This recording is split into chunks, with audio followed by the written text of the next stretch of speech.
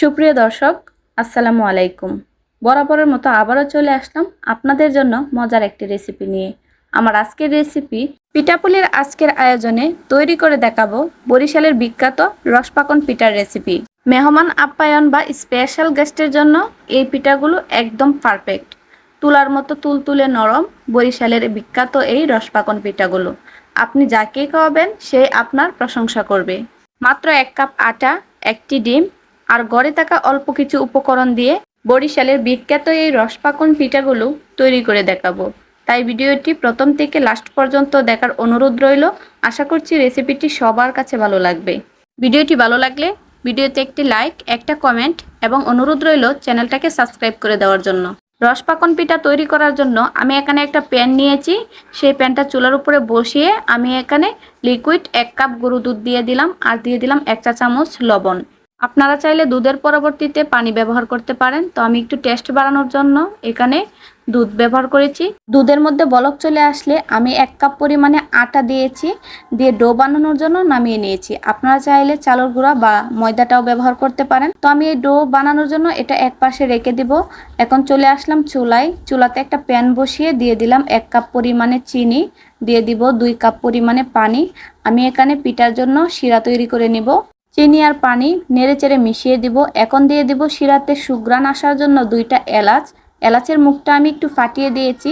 পিঠার জন্য আগে থেকেই শিরা তৈরি করে এক সাইডে রেখে দিব, তারপরে শিরাটা ব্যবহার করব। এখন একটা ডিম আমি ফাটিয়ে নিব। সেই ডিমটা যদি ফ্রিজে থাকে তাহলে আধা ঘন্টা আগে ফ্রিজ থেকে নামিয়ে রাখবেন। ডিমটা নরমাল তাপমাত্রার হতে হবে। সেই ডিমটা আমার ডো করার ক্ষেত্রে কাজে লাগবে। চলে আসলাম ডো করার জন্য। ময়দাগুলো একটু ঠান্ডা হয়ে গেছে, এখন আমি মতে নিব হাতের সাহায্যে। এখন আমি অল্প অল্প করে সেই আগে থেকে ফেটিয়ে রাখা ডিমটা দিয়ে দিব। আমি পুরোপুরি সবটা ডিম দিয়ে দিব না, যদি সবটা দিয়ে দিই তাহলে ডোটা নরম হয়ে যেতে পারে। তো আমি অল্প অল্প দিয়ে ডোটা তৈরি করে নেব। 1 চা চামচের মতো আমার এখানে লাগবে তেল। তেলটা অবশ্যই দিতে হবে, এই যে হাতে লেগে আসবে। আর আমরা যদি তেলটা ব্যবহার করি তাহলে আর হাতে লেগে আসবে না, স্মুথ একটা ডো হবে। ভালোভাবে হাতের সাহায্যে মতে স্মুথ একটা কামির তৈরি করে নিয়েছি, আপনারা দেখতেই পাচ্ছেন। আর কিভাবে বুঝবেন এই কামিরটা রসপাকন পিঠার জন্য পারফেক্ট একটা কামির হয়েছে কিনা? কামির একটু হাতের তালুতে নিয়ে এভাবে গোল বল বানালে যদি দেখেন ফেটে আসছে না, তাহলেই বুঝবেন যে রসপাকন পিঠার জন্য পারফেক্ট একটা কামির তৈরি হয়ে গেছে। রসপাকন পিঠার জন্য আমাদের পিঠার শেপ তৈরি করতে হবে। তার জন্য কামির থেকে ছোট্ট একটা লেচি কেটে নিব। হাতের সাহায্যে ছোট্ট একটা বল বানিয়ে নিব। বল বানানো হয়ে গেলে হাতের সাহায্যে একটু চ্যাপ্টা করে দিব। আরেকটা শেপ দিয়ে দিব, সেটা হচ্ছে পাতা শেপ। এগুলো বলে বোঝানো যাবে না, আপনাদের দেখে বুঝে নিতে হবে। আমি 4টা শেপে বানিয়ে নিয়েছি, একটা পাতা শেপ, একটা রাউন্ড, আর একটা 3 কোণা আর একটা 4 কোণা। এই তো আপনারা দেখতেই পাচ্ছেন আমার সবগুলো শেপ দেওয়া হয়ে গেছে। গোল শেপটা আমি নিয়ে নিব নকশি করার জন্য। হাতের আঙুলের সাহায্যে আমি তেল লাগিয়ে নেব। তেলটা অবশ্যই লাগাতে হবে, তা না হলে পিঠাগুলো ফেটে যাওয়ার সম্ভাবনা থাকবে। এখন একটা চাকুর সাহায্যে গোল শেপটার মধ্যে দাগ কেটে কেটে ডিজাইন করে নিচ্ছি। দেখতেই পাচ্ছেন চাকু দিয়ে কেটে কেটে আমার একটা ডিজাইন করা হয়ে গেছে। এখন চাকুর মাথার সাইডটা দিয়ে পিঠার উপর দিয়ে এভাবে টেনে টেনে দাগ কেটে একটা ডিজাইন করে দিচ্ছি। উপরটা ডিজাইন করা হয়ে গেলে এখন আমি একটা হিজাব পিনের সাহায্যে পিঠার মাঝখানের অংশে আমি ছোটো ছোটো ছিদ্র করে আবারও ডিজাইন করে দিচ্ছি।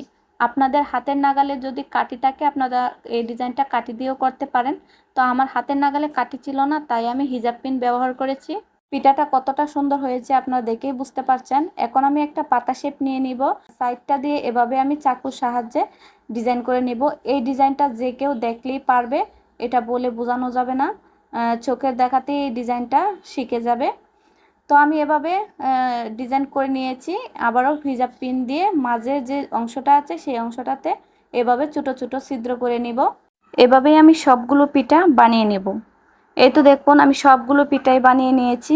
এক একটা পিঠার এক একটা ডিজাইন, এগুলো দেখলে যে কেউ পারবে। তো আমি এখন চলে যাব চুলায় পিঠাগুলো ভাজার জন্য। চুলাতে একটা প্যান বসিয়ে দিলাম। প্যানে পরিমাণ মতো তেল দিয়ে দিলাম। তেলের পরিমাণটা একটু বেশি দিয়েছি। তেলটা হালকা গরম হয়ে আসলে একে একে সবগুলো পিঠা দিয়ে দিব। এ পর্যায়ে অবশ্যই চুলার আঁচটা মিডিয়াম টু লো হিটে রাখবেন, তা না হলে পিঠাগুলো উপর দিয়ে লালচে কালার হয়ে আসবে বা পুড়ে যাবে, ভিতরে হবে না, ভিতরে কাঁচা থেকে যাবে। এই তো এক পাশ হয়ে আসলে আমি অপর পাশটাও সেম এভাবেই ভেজে নিব। এই তো দেখুন লালচে করে ভেজে নিয়েছি। আমি এর চেয়ে আর বেশি কালার করব না, তা যদি এর চেয়ে বেশি কালার করি তাহলে পিঠার ভিতরে শিরা ঢুকবে না। এই তো সবগুলো পিঠা আমি এভাবেই ভেজে নিয়েছি। এখন এই পিঠাগুলো আগে থেকেই করে রাখা শিরাতে ডুবানোর পালা। আমি সবগুলো পিঠা শিরাতে ভিজিয়ে নেব। আগে থেকেই করে রাখা শিরাটা আমার ঠান্ডা হয়ে গেছিল, তার জন্য চুলাতে হালকা একটু গরম করে নিয়েছি, যাতে করে বোঝা যায় যে শিরাটা গরম, সেই পরিমাণে গরম করেছি। এখন আমি সবগুলো পিঠা শিরার মধ্যে দিয়ে ঢাকনা দিয়ে ঢেকে রেখে দেব 12 ঘন্টার জন্য। আমার হাতে সময় ছিল তার জন্য আমি 12 ঘন্টা রেখেছি। আপনাদের যদি হাতে সময় না থাকে তাহলে আপনারা 2 থেকে 3 ঘন্টা রাখলেও হবে। এই তো দেখুন আমার পিঠাগুলো কতটা ফুলে উঠেছে, শিরাটা ভিতরে ঢুকেছে। আমি এখন পিঠাগুলো একটা প্লেটে উঠিয়ে নেব। এই তো মাশাআল্লাহ কতটা সুন্দর লাগছে পিঠাগুলো। আমি আপনাদেরকে একটা পিঠা ভেঙে দেখাচ্ছি যে ভিতরে কতটা শিরা ঢুকেছে এবং নরম ও তুলতুলে হয়েছে। অনেকেই বলে এই রসপাকন পিঠাটা অনেকটাই শক্ত হয়ে যায়, তার জন্য বানাতে চায় না অনেকেই। এই তো দেখুন ভিতরে কতটা রস ঢুকেছে, একেবারে রসের টইটুম্বুর। মাশাআল্লাহ অনেকটাই নরম হয়েছে।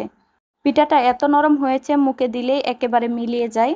তো আমার আজকের ভিডিও এই পর্যন্তই। আমার ভিডিওটা যদি ভালো লেগে থাকে তাহলে ভিডিওতে অবশ্যই একটা লাইক কমেন্ট করবেন আর চ্যানেলটাকে সাবস্ক্রাইব করে দিবেন।